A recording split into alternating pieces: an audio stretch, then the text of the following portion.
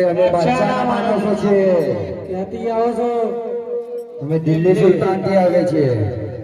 શું કામ આવ્યા? સગુણાને લૂંટવા માટે આવે છે. તમારી તાકાત છે અમારી બેન સગુણાને લૂંટવાની? હા છે અમારામાં તાકાત. તાકાત હોય તો આવી જાઓ બાજુમાં. આવી જાઓ.